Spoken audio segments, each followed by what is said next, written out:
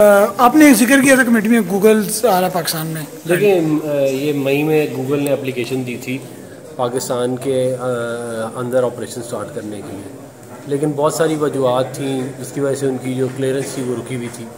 तो उसके ऊपर मैं काफ़ी महीनों से काम कर रहा था। तो अब वो अल्लाह ताला की मेहरबानी से लास्ट वीक जो है वो उनकी SECP से उनकी डॉक्यूमेंटेशन वगैरह क्लियर हो गए और 11 दिसंबर को उनका डेलीगेशन आ रहा है पाकिस्तान। और उन्होंने मुझसे पहले ये कहा था कि 15,000 स्कॉलरशिप्स वो देंगे और उसके अलावा जो है वो अपने ऑपरेशंस पाकिस्तान के अंदर पूरे शुरू करेंगे।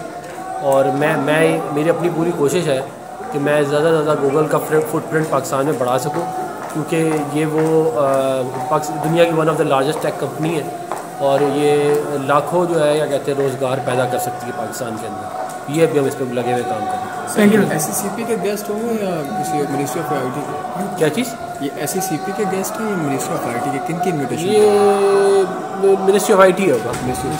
Thank you sir. बोल जो कि हकीकी सहाफत के सफर पे गामजन है, बोल ने बता दिया है कि किसी किस्म का कोई दबाव बर्दाश्त नहीं किया जाएगा।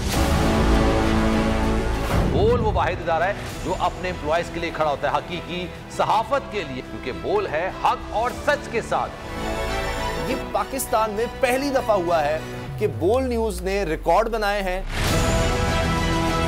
आज के दौर में, डिजिटल मीडिया के दौर में, आप किसके साइट को ब्लॉक करेंगे? इनका बस नहीं चल रहा कि हर उस आवाज को बंद कर दें जो सोच थोड़ी सी भी इख्तलाफ की गुंजाइश पैदा करने की कोशिश करे।